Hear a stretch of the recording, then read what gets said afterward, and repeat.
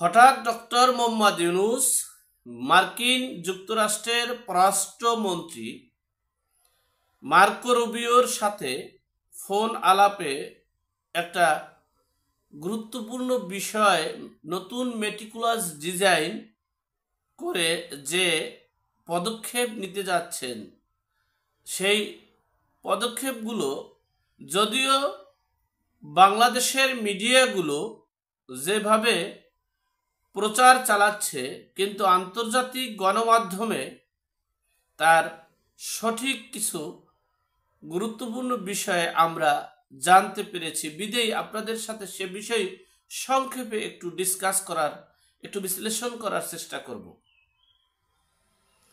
দেখেন, এই বাংলাদেশে যখনই একটু উত্তপ্ত হয়ে যায়, গত 2 দিন যাবৎ আমরা দেখেছি কুমিল্লার সেই মুরাদনগর হিন্দু সম্প্রদায়ের উপরে যে নির্যাতন, নারী নির্যাতন, অপরদিকে আমরা সেই কুমিল্লায় যেখানে স্নাইপার অস্ত্র AK-47 অস্ত্রের ঝনঝনি এবং আন্তর্জাতিকভাবে একটা নিষেধাজ্ঞা আসার পরিস্থিতি, ঠিক তখনই মানে এটাকে আপনি হুঙ্কারও বলতে পারেন, তখনই হুঙ্কার হিসেবে, এটাকে শান্ত করা হিসেবে মার্কিন যুক্তরাষ্ট্রের পররাষ্ট্রমন্ত্রী এই মার্কো রুবিওর সাথে ফোন আলাপে বৈঠক করে এটা ভিন্ন আঙ্গিকে নিয়ে যাওয়ার চেষ্টা কেবলমাত্র। যাই হোক, সেই পররাষ্ট্রমন্ত্রীর সাথে যে কথা বলেছেন, সেখানে প্রেস সচিব সেটাকে কি সুন্দর করে বলেছেন যে এই মার্কিন পররাষ্ট্রমন্ত্রীর সাথে ডক্টর মোহাম্মদের যে ফোন আলাপ হয়েছে খুব সৌহার্দ্যপূর্ণ, এমনকি খুব ইনক্লুসিভ ভাবে আলোচনা হচ্ছে এবং সেখান থেকে আমরা অনেক কিছু আউটপুটও পেয়েছি। আচ্ছা বলেন তো, বাংলাদেশ না বিশ্বের সর্বোচ্চ পদমর্যাদার ব্যক্তির সাথে অন্য রাষ্ট্রের উচ্চ পদস্থ ব্যক্তির সাথে কথা বললে সেখানে কি গল্পগুজব হয়? সেখানে কি আনন্দ উল্লাস হয়, নাকি ইনক্লুসিভ এবং সৌহার্দ্যপূর্ণ এবং দেশের মঙ্গলের শুভার্থে কথা হয় কিনা? ঠিক আমরা সেটা বুঝতে পেরেছি এবং আমরা আরো তার কাছ থেকে অনেক গুণ ও কীর্তন শুনতে পেরেছি। কিন্তু অপরদিকে মার্কিন যুক্তরাষ্ট্রের পত্রিকাগুলো, সাংবাদিকরা, গণমাধ্যম বলছেন যে মার্কিন যুক্তরাষ্ট্রের পররাষ্ট্রমন্ত্রী মার্কো রুবিও বলেছেন ডক্টর মোহাম্মদ ইউনূসের সাথে যে ফোন আলাপ হয়েছে তাতে প্রথম স্থানে আসছেন যে মার্কিন যুক্তরাষ্ট্র এবং বাংলাদেশের অর্থনৈতিক অবস্থার যে চুক্তি আমাদের ছিল, আমাদের যে উভয় পক্ষের সাথে যে আলোচনা ছিল, চুক্তি ছিল, মানে সেই কমিটমেন্ট আমরা কিভাবে ডেভেলপ করতে পারি সে বিষয়ে আলোচনা হয়েছে। দ্বিতীয় নম্বর হয়েছে ভারতের প্রশান্ত মহাসাগর নিয়ে যে আমরা যে ভারত উত্তপ্ত, সেখানে আমরা কিভাবে সেটাকে নিয়ন্ত্রণ করতে পারি, সমঝোতা করতে পারি, সেটাকে আমরা কিভাবে হ্যান্ডেলিং করতে পারি সে বিষয়ে। 3 নম্বরে হচ্ছে যে বাংলাদেশের সর্বদিক থেকে আমাদের যে মিশন এবং ভিশন ছিল, সেই মিশন এবং ভিশন বাস্তবায়ন করতে আমাদের কি উদ্দেশ্য। কিন্তু অপরদিকে, এটা মার্কিন যুক্তরাষ্ট্রের কথা, অপরদিকে আমাদের সেই ইনক্লুসিভ মানে ইন্টেলিজেন্ট পার্সন এবং অনেক বিশেষজ্ঞ ব্যক্তি এবং স্বনামধন্য ব্যক্তি, আমাদের প্রেস সচিব শফিকুল আলম বলেছেন যে না, আমরা আগামী বছরের শুরুতেই নির্বাচন হবে সেই নির্বাচনের ব্যাপারে আলাপ আলোচনা হয়েছে এবং সেখানে তারা মার্কিন যুক্তরাষ্ট্র খুব খুশি হয়েছে যে আগামী বছর নির্বাচন হবে।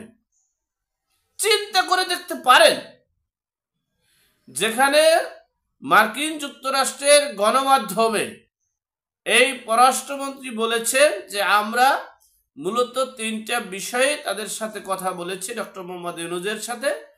1 নম্বরে হলো আমাদের অর্থনৈতিক যে চুক্তি ছিল সেই চুক্তিকে আমরা আরো কিভাবে ডেভেলপ করতে পারি, আর একটা হচ্ছে আমাদের যে সর্বদিক থেকে বাংলাদেশ এবং মার্কিন যুক্তরাষ্ট্রের সাথে যে চুক্তিগুলো হয়েছে সেগুলো কিভাবে আমরা ডেভেলপ করে প্রতিষ্ঠিত করতে পারি। অপরদিকে হচ্ছে ভারতের প্রশান্ত মহাসাগরের যে সিদ্ধান্ত আমরা নিয়েছিলাম সেটা কিভাবে সফলতা করা যায় সে বিষয়ে আমাদের সংক্ষেপে আলোচনা হয়েছে। তো এখানে দেখলেন প্রেস সচিব কি বলেছে আর মার্কিন যুক্তরাষ্ট্রের গণমাধ্যম কি বলেছে। আচ্ছা, এরপরে আসেন যে এই ডক্টর মোহাম্মদ ইউনূসের সাথে কি চুক্তি হয়েছে আমরা ইতিপূর্বেই জানতে পেরেছি। সেন্ট মার্টিনের বিষয়ে চুক্তি হয়েছে এবং এই যে মানে চট্টগ্রামের যে এইটা বন্দরটা, সেই বন্দরটা বহির্বিশ্বের হাতে দিবে, যাদের হাতে দিবে তারা হচ্ছে মার্কিন যুক্তরাষ্ট্রেরই প্রতিনিধি, মার্কিন যুক্তরাষ্ট্রের প্রতিনিধি হিসেবেই তারা আছেন এবং মার্কিন যুক্তরাষ্ট্রের মানে স্বার্থটাই তারা প্রতিষ্ঠিত করে। সেই তৃতীয় শক্তি এবং আন্তর্জাতিক ভাবে এই মানে বহির্বিশ্বকে এই চট্টগ্রামের বন্দরটা তুলে দিতে চাচ্ছেন এবং সেই তুলে দেওয়া প্রস্তাব করা হয়েছে, চুক্তি হয়েছে, সেটা বাস্তবায়ন কিভাবে করবে সে বিষয়ে মূলত কথা হয়েছে এই পররাষ্ট্রমন্ত্রীর সাথে। আমরা স্পষ্ট বুঝতে পেরেছি। এরপর আমরা বুঝতে পেরেছি যে বাংলাদেশে 2007 সালে যে 111 সরকার অর্থাৎ সেনা প্রধানের সাথে যে সেনা প্রধানকে যে বিশ্বাস করেছিল সে বিশ্বাস আর তারা করবে না, সেটাও আমরা বুঝতে পেরেছি। এরপরে আপনারা দেখেন করিডোরের বিষয়টা নিয়ে মানে ডক্টর মোহাম্মদ ইউনূস যে আমাদের যে মানে ঘোলাটে পানি দেখাইছে এবং উল্টো রিয়াকশন করেছে, কিন্তু এই করিডোরের বিষয়টা মূলত এখন মানে স্থগিত রয়েছে। সেটা কিভাবে সামনে ওভারকাম করা যায় সে বিষয়ে মূলত কথা হয়েছে। তাহলে আমরা বুঝতে পারলাম এই পররাষ্ট্র মন্ত্রণালয়ের মন্ত্রী তিনি মূলত কোন বিষয়ে, অর্থনৈতিক চাঙ্গার বিষয় অর্থাৎ চট্টগ্রাম বন্দরের যা কিভাবে হ্যান্ডেলিং করা যাবে, এরপরে সেন্ট মার্টিনটার বিষয়ে কথা বলা হয়েছে এবং করিডোরের বিষয়ে কথা বলা হয়েছে।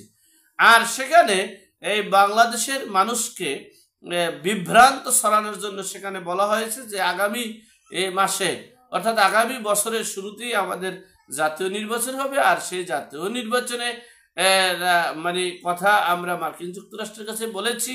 মার্কিন যুক্তরাষ্ট্র বলায় তারা খুব খুশি হয়েছেন, তারা বলছেন দ্রুত নির্বাচন হলেই ভালো হবে।